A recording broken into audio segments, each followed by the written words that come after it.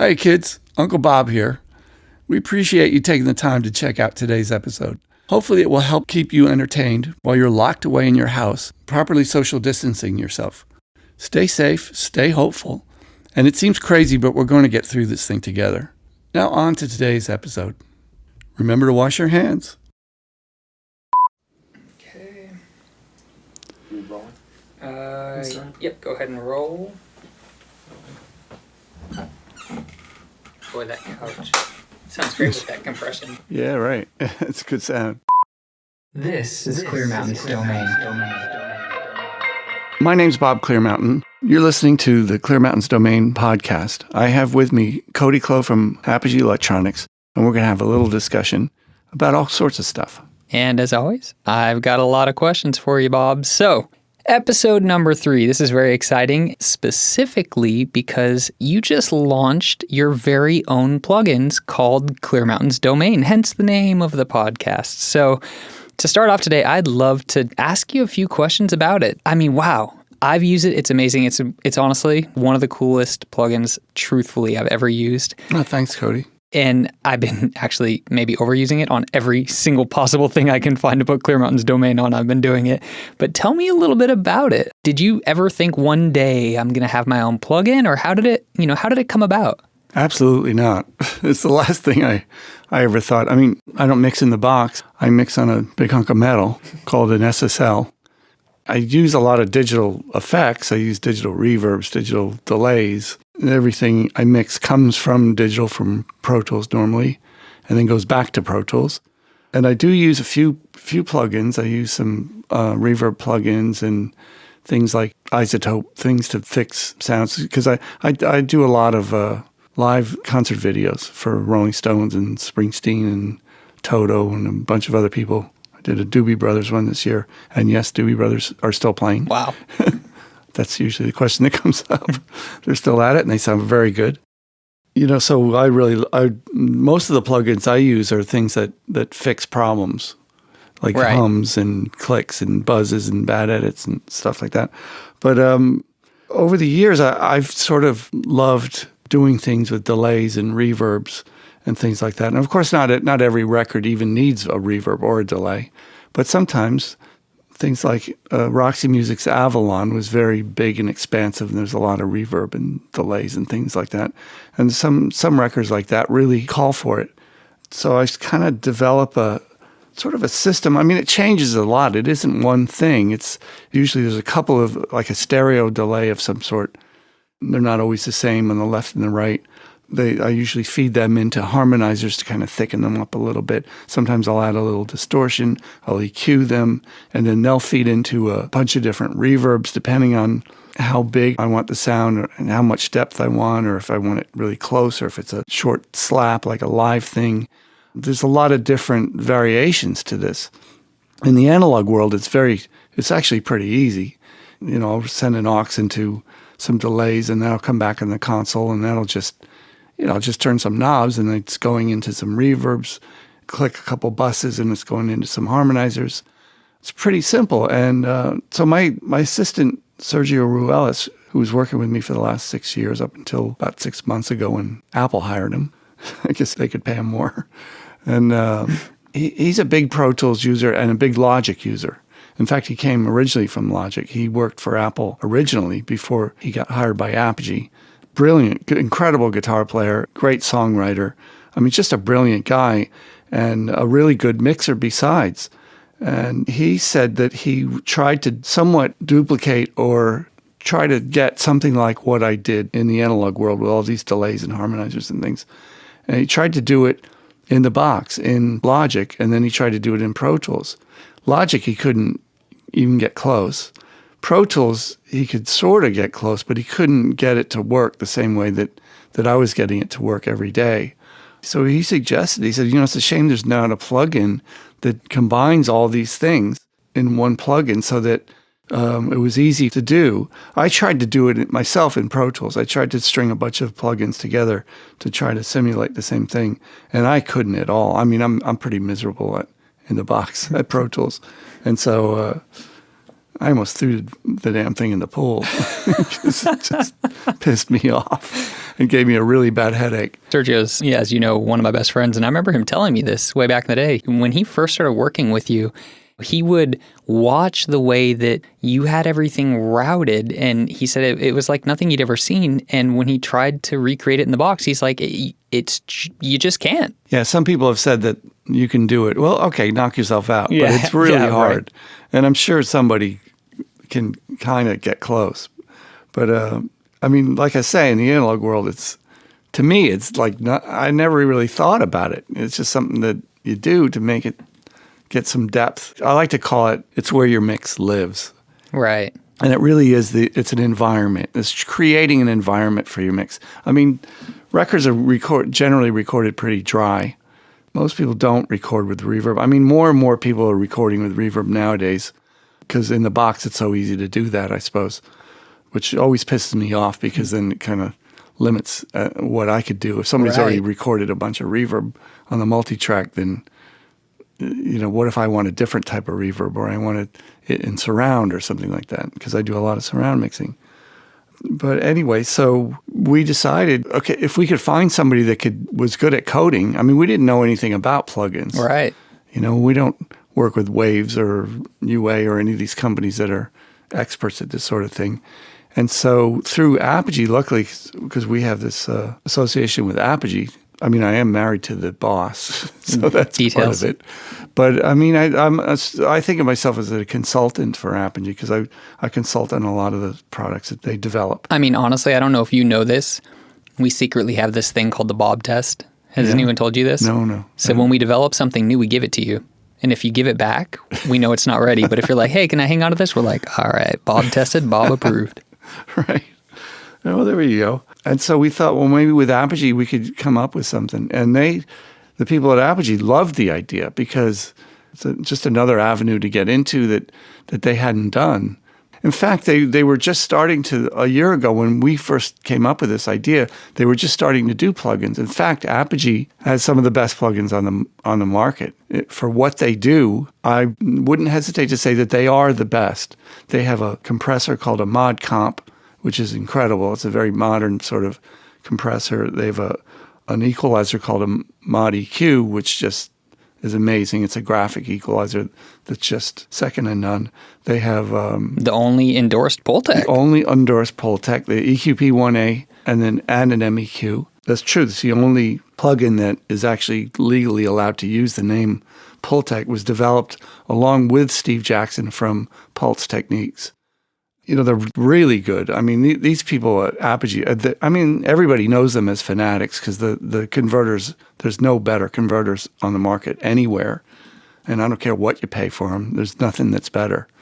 And there might be something that's different that somebody might like more maybe, although I don't understand why because Apogee gear is just second to none, absolutely. And their plugins are the same. The Mod Comp compressor, they call it mod, it's like a modern compressor, is the closest thing I've ever found to the SSL stereo bus compressor. Wow. In fact, in some ways I think it's better because it's more versatile. And so anyway, through Apogee, we were able to come up with this. There's a guy named Roger Rabindra who... Reminds me of Doc Brown from Back to the Future. Yeah, leader of the team. He's kind of nutty. He used to have the big hair too. It was perfect. That's right. Yeah, sort of real fanatic. I mean, they're all fanatics, Sean Garther, who is he's the graphics guy. He provides the look of everything. He actually designs the faces of most of the Apogee gear, if not all of it, really. And then there was a German guy that we've been working with named Stefan. He was the main coder. He's just a brilliant guy. He's a musician, incredible pianist actually, and we went to him with the idea, and he said, oh, yeah, that's no problem. We can do all that kind of thing easily. And so we spent about 8 or 10 months working on it and refining it and coming up with exactly what it was. I mean, we kept making changes, kept improving it.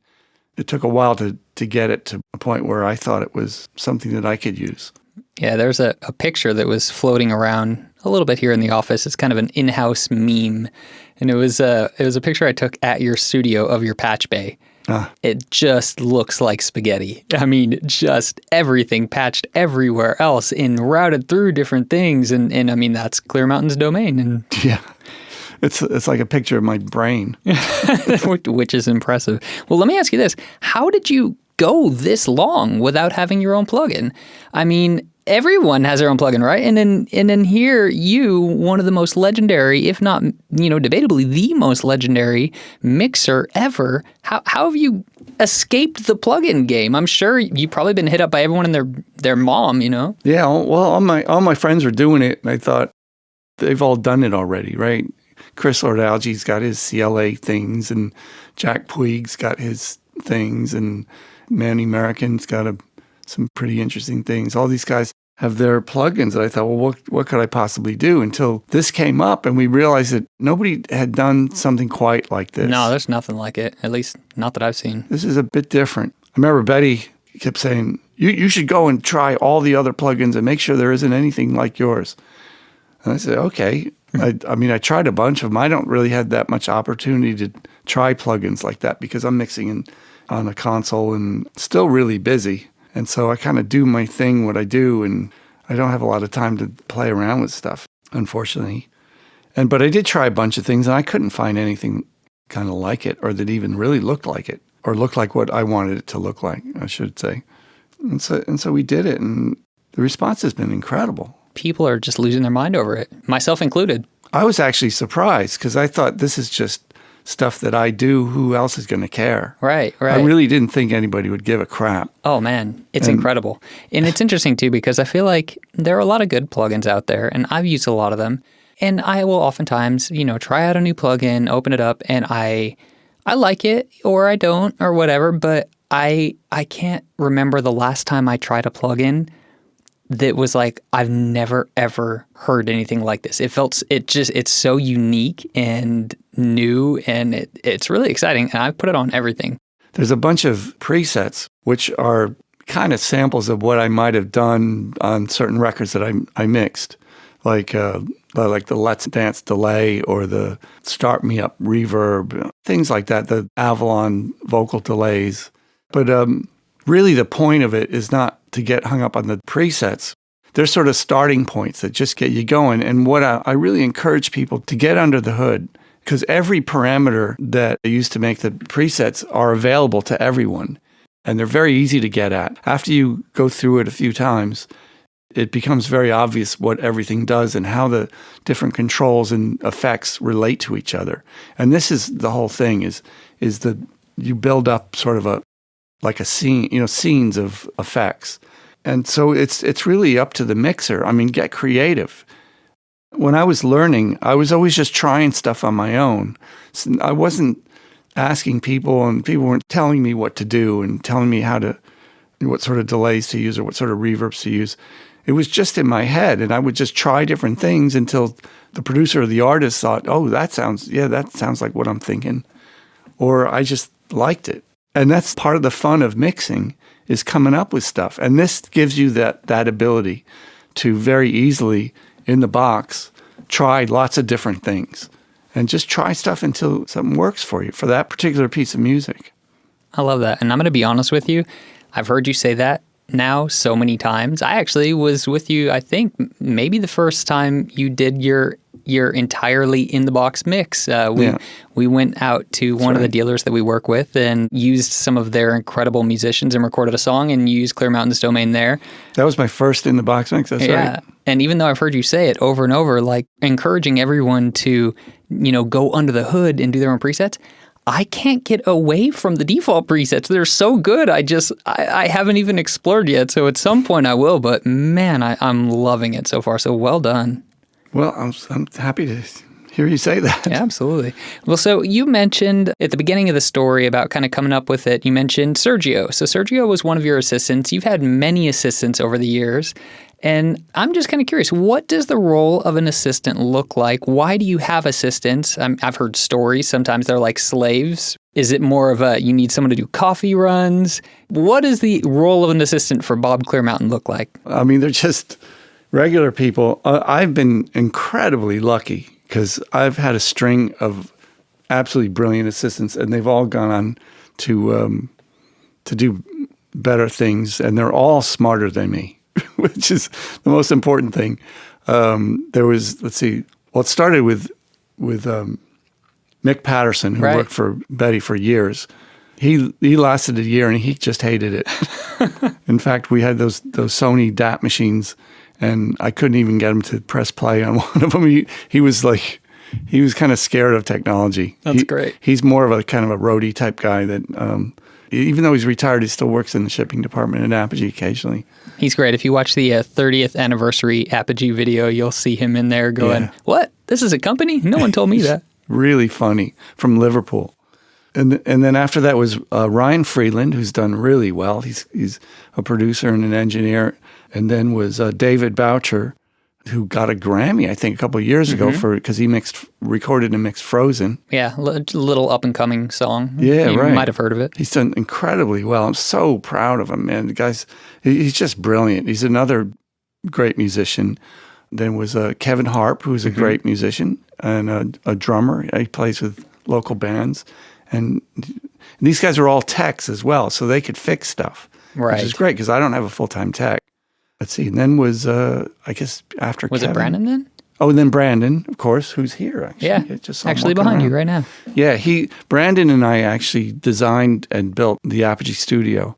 He designed most of the wiring in the studio, and he's a huge part of this place. I mean, just brilliant. And another musician as well, and a tech. He can fix anything pretty much. He keeps the... I've literally seen him pull the Neve apart piece by piece, and it terrifies me. He keeps it running. So He's the crazy. one that keeps it going. So Brandon was great. And then Sergio. And Sergio was originally an Apple guy with you. Yeah. And Betty hired the two of you. He worked at Apogee for a while. And then when Brandon decided to make his move to become independent engineer and producer, he's been producing people. Then Sergio started working for me, and he's been great. Plus being the lead guitar player in the Apogee band. Yeah. So what does that look like? You've gone through all these different assistants over the years. Is it, like you hit a certain age and you retire? What does it look like, and how does that rotation go? Well, before that, the most important thing about assistants to me is catching my mistakes.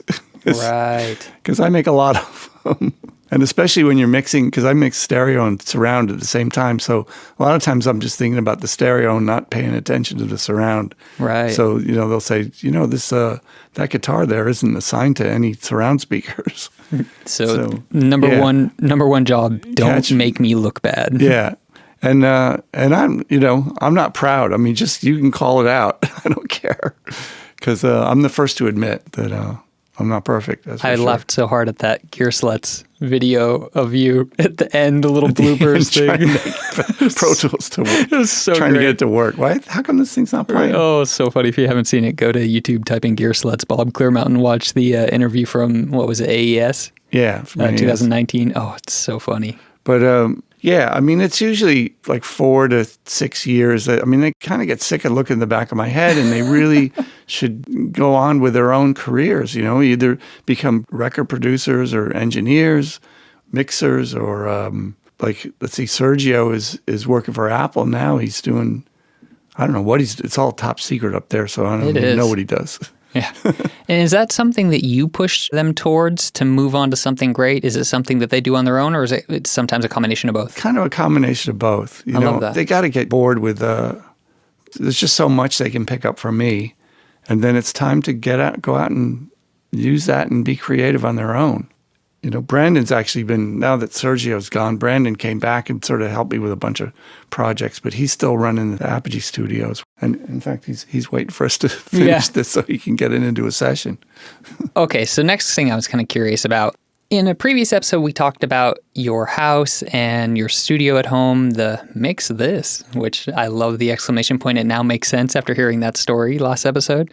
The first time I went to your house, I was a bit in awe. I was like, oh my gosh, this place is incredible. The pool slide probably. Right? I mean, that didn't hurt. The wall that automatically opens up to a tropical paradise right outside of your studio. Just this incredible experience. And then we go to eat, and I don't even remember it was some kind of party or event or something. You guys are always entertaining someone, and I remember this food was catered by the most incredible catering company, who I actually ended up using for my wedding. I love them so much. Command Performance. Yeah, Command Performance there. Incredible. And I remember just thinking, this is crazy. I'm at Betty and Bob's house. What an experience. And then I was so confused when I got a plate to get food, and the plates, they looked like they were out of a child's room, not like what I expected, not part of the whole experience. And I was like, this is interesting. Tell us a little bit about these plates. There's a really cool history here. Well, this, of course, is Betty's idea. Years ago, there's this company called Make a Plate, and you get this kit. It comes in a box, and they give you a bunch of round pieces of paper and a bunch of special pens. And you just draw on this piece of paper, send it off, and they kind of form it into a plastic plate. And you get that picture on the surface of the plate. That's how that works. And so we bought a whole bunch of these and just set them around. And back in the day, we don't get that many people coming to sessions anymore because it's mostly done online. But we would encourage people, if you have any artistic ability or not, just to draw something on a piece of paper and whatever you're thinking and whatever you're feeling. And so we have a whole stack of these plates from all different bands that we've worked with, and artists. Actually, that first time, I think Mick Jagger had done that one. Oh, could be. And I'm like, okay, that's awesome. That totally changes it. Anyway, all right, let's jump back into music stuff. You just mentioned most stuff is done online now as far as listening to mixes and whatnot. What does that process look like for you? How do you deliver mixes and get notes and all that stuff? Is it through email, or what do you do? Yeah, well, so much of the stuff I do, I never even see anybody. Really? I don't see the artist and or the producer, because I mix stuff for people in London or Australia, France. They'll just send me the tracks over the internet usually, put the session together, I mix it, and then I'll send an AAC or a WAV file, depending on, I don't know what that depends on, but because some people can't deal with a WAV file because it gets lost in there. In their downloads. Yeah. But so I'll send them an AAC, because then they can just play it right out of their email. Right. So that happens a lot. Some people, like with Bruce Springsteen, we were using ISDN for a long time, which is just the ultimate way to do it if you can, because it's just like they're sitting in the other room. We do ISDN. Yeah, no, what is that? I'd never heard of it before. Well, ISDN, they used to call it Dolby Fax, which is a Dolby encoder, AC2 or AC3. It's kind of like an MP3, a bit like a 256 MP3, and it's stereo and bidirectional. So you can hook up a talkback. I'd send it to Bruce, play it right out of the console, and then we'd also do FaceTime. And the delay for ISDN was just about the same as on FaceTime. So you're looking at each other and listening. We're looking at each other. It's like he's sitting next to me. And it's in some ways it's better than if he was there. If he was with me, he'd be sitting in between the speakers and I'd be off to the side. Right. This way we both can be sitting in between the speakers. Not only that, but Bruce likes to tell stories. Yeah. And so this kind of limits that a bit, so we get more done. That's great. Unfortunately, the ISDN doesn't work anymore. The phone companies don't maintain the phone lines, and you get on for a minute or two and it just drops out. So there were a lot of problems with it. So now we just stream. We have a thing called NiceCast. There's a few different systems that will do that just sends it over the internet. Unfortunately, there's usually anywhere between 5 and 15 second buffer delay when you're doing that. So it gets a little bit confusing, especially if you're doing FaceTime at the same time. Right. I did one album with Bare Naked Ladies. They were all up in Toronto. They live in Toronto. But they were all home. And so all of them could get online. You could get up to 10 people online with it. And so they're listening to the mix live and they're typing things that they wanted me to do into messages, iMessages or whatever it was called back then. Yeah. This is a number of years ago. iChat. iChat, yeah. Back It used to be called iChat. And one of them made the comment that it was just like typing commands into the Bob Clearmountain mix software. That's great. You know what I mean? Because they type a command in, and then like a minute later, they'd actually hear the difference. That's so great. Now, I'm assuming it probably varies person to person, But what's the experience like when you send someone a mix?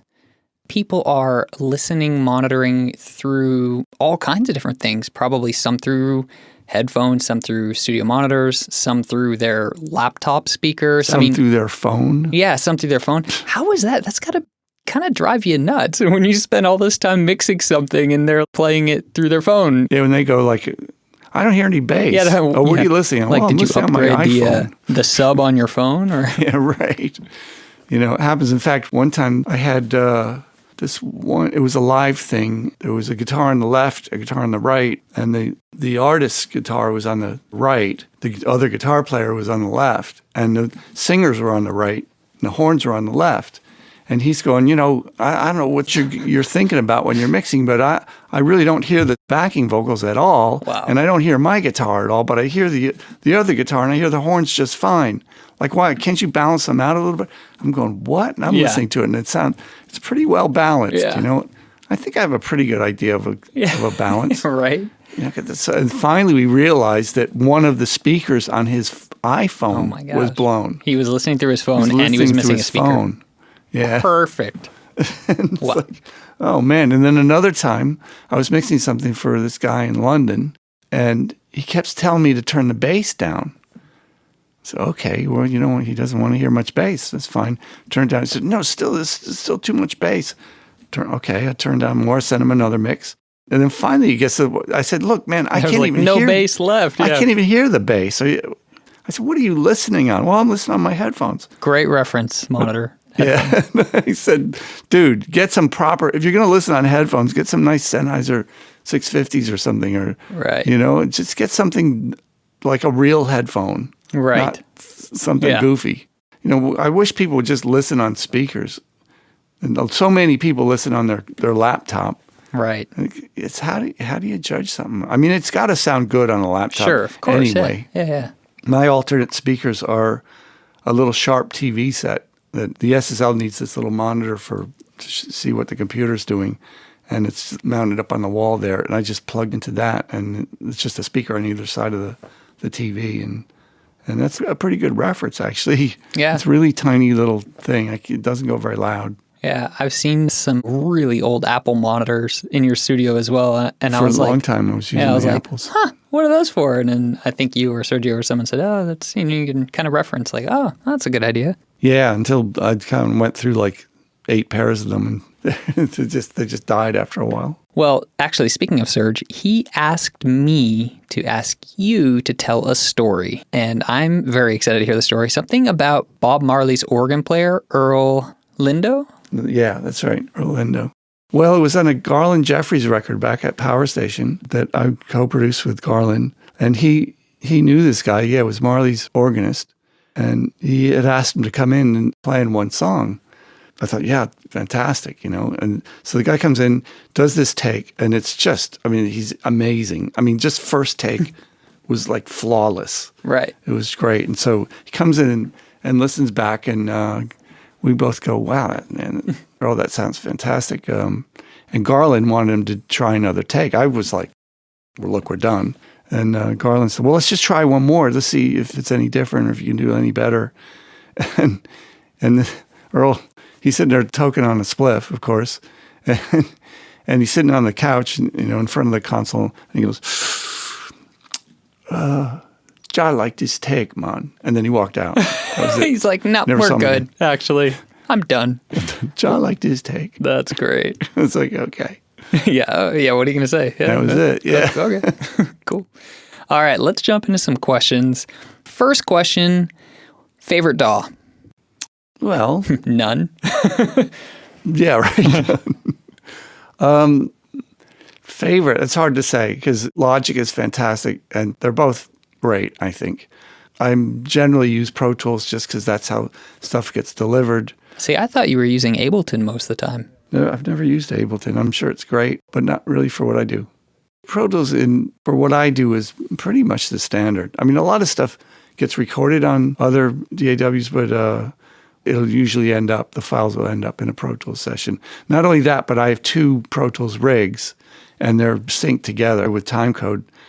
And Pro Tools, as far as I know, is the only system that I mean, I could be wrong. And if I'm wrong, I would love to hear from whoever would know different. But it's the only time you can get close to sample accuracy by linking two systems together. I have a multi-track rig and a print rig. And so when I do multiple takes, usually different versions or whatever, or stems, it's really important that they all line up without having to go back into the multi-track. That way there's no problem with sample rates, because I never know what sample rate something's going to come in on. So everything goes out at 96 without having to do any sample rate conversion at all. Makes sense. Yeah, and it's a little easier to keep track of stuff because I have one thing that's just mixes and the other thing that's just multi-tracks. Makes sense. Yeah. All right, I got a fun one for you. Yeah. 8-track, vinyl, cassette, mini disc, CD, or MP3? Well, 8-track, of course. Back to 8-track. That's what I mean, obviously, right? Yeah, You of got your course. 8-track player in your Tesla. Yeah, absolutely. Like, who cares about rewinding? And I love that bit where it gets to the end of the loop and whatever song's playing just fades out and fades back in again when it switches tracks. That's great. That's my favorite. And then after you play it about 10 times, then it just jams up all together and you throw it out and get a new one. Right? Who wouldn't love that? Yeah, Like, oh, man, why did we fantastic. move away from this? I don't know. It seemed perfect to me. All right, this is one that I've experienced. I would love to know, where did this come from? The man with the golden ears. I don't know. Does that have something to do with me? Yeah, people call you the man with the golden ears. Have you heard that before? No, I hadn't heard that. Right when I started at Apogee, I was on a trip with you and Betty in New York.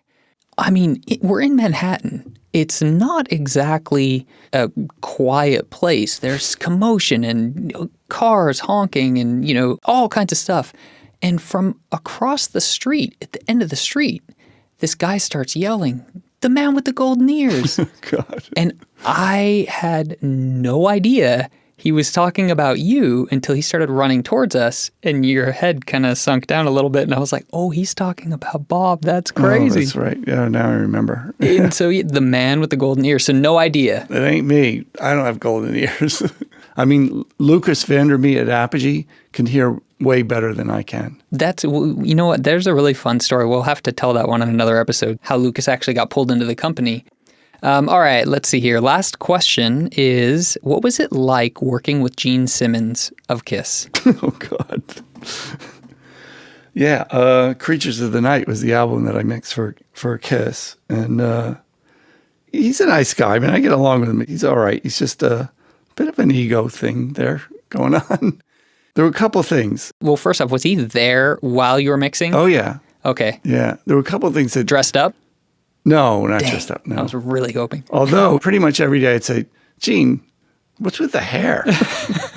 It's the weirdest hair I've ever seen on not just any person, but just about on anything.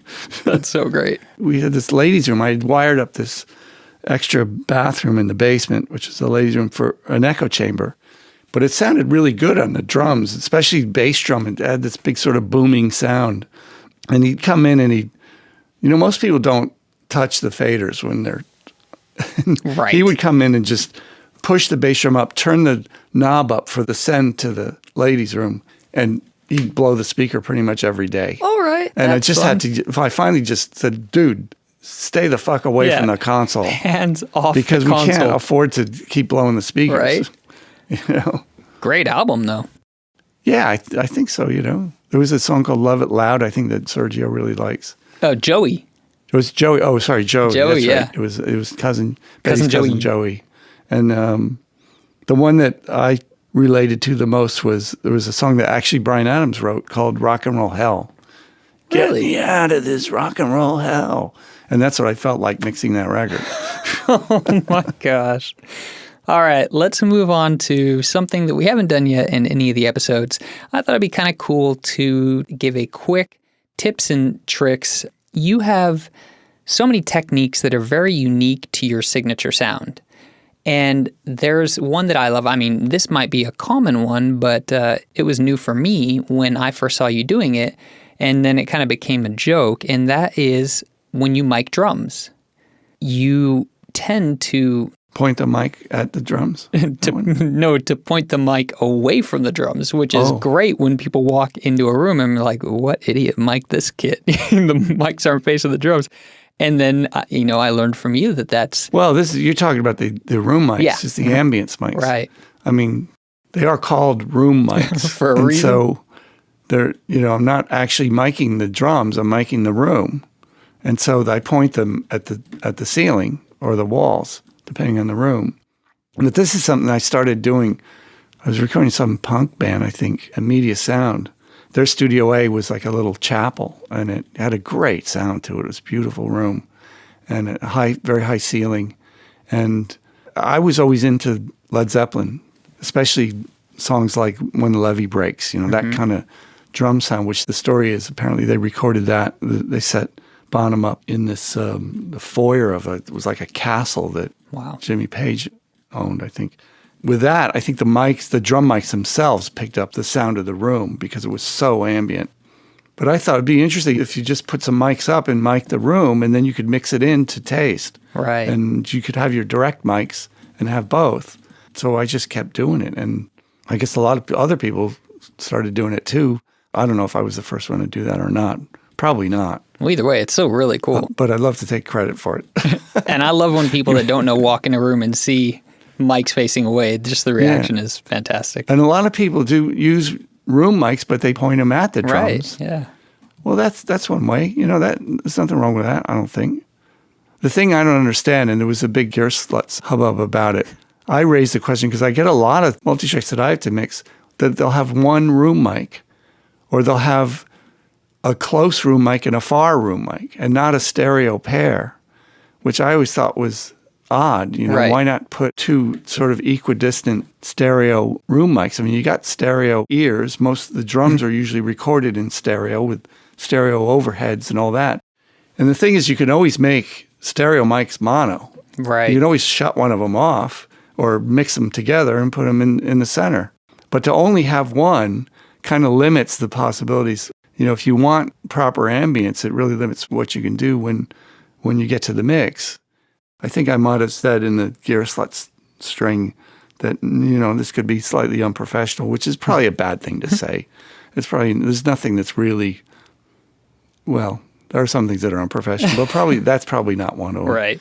But I would encourage people, if you're going to record drums and you're going to use room mics, at least do a stereo pair that's meant to be used in stereo. You don't have to use them that way, but sometimes it really helps, especially if you're mixing surround. And I do a lot of surround mixing, and it's so nice to put the stereo room in the back, and then you get a very realistic image of the drums in a space, and it really helps a lot. Once again, you could always just use the stereo for the surround and put them in mono in the stereo. Right. If you want to. I don't know why you'd want to do that, but there's no wrong way to do it. Right. For me, that's changed a lot, and I love the way my drums sound now since I've started doing that. And let's just give everyone a twofer since we're talking drums. You actually have influenced the mic that I use as an overhead mic, and it's not one that I ever would have expected being a ribbon mic. I think you walked in and saw someone doing it at one point and thought, what the heck? And then it's... Well, that's the thing. One of the guys at Apogee, who was really, he was a video guy, wasn't he? Yeah, he was doing videos Chris for a long time. Lawson. Yeah. Yeah, he was recording some friends of his at the Apogee studio, and I stopped by just to say hello, and I see he's got this Royer SP12 stereo ribbon mic over the drums. I said, well, what's that? Yeah, he goes, oh, no, this is a cool thing for drum overhead. Yeah, you mummer, last time you were using the studio, buddy. Yeah, I said, are you kidding me? That can't possibly sound good. He goes, well, just check it out, and then his drummers started playing, they were getting sounds. I went and soloed that, and it was like the best overhead sound I'd ever heard. There was no phasing. It was so even. It was such a wide picture of the drums. I mean, really a lot wider than I would have expected. And I've been using it ever since. All right, so that is tips and tricks, techniques that are specific to Bob's signature sound. The last thing we would typically do at this point in the podcast is give you some advice, but Bob has actually done that already. When you check out Clearmountain's domain, don't just stay with the defaults, go under the hood. Yeah, exactly. Get creative. Show me something I don't know. I love that. All right, well, that's going to be it for today's episode. We hope you've enjoyed. If you have any questions you'd like to ask Bob, we would love to hear from you, and we would love to answer them on our next episode. Until then. Cheers. Next time on Clearmountain's Domain. Our very first live show recorded at NAMM 2020 with special guest, producer, and mixing engineer Tony Berg. Join us as Bob answers these questions and more. Do you find that old reverb units with lower bit depth blend into mixes better? What's your favorite movie? What are you most excited for in the modern music industry? What was it like to work with Bryan Adams on his first album? And did you both think that it was going to be that big of a hit? Do you have any habits, traditions, or superstitions that are part of your process and may surprise us? AKA lucky socks? We hope you've enjoyed this episode of Clearmountain's Domain. For more information about this podcast or to submit questions for Bob to answer in future episodes, please visit us online at apogeedigital.com and click on the Clearmountain's Domain podcast banner. This podcast is recorded with Apogee Hype Mic, and yours should be too. Visit apogeedigital.com for a list of dealers in your area or pick up a renewed version from Apogee Online. Make sure to use promo code Clearmountain at checkout to receive our podcast family discount. You're welcome.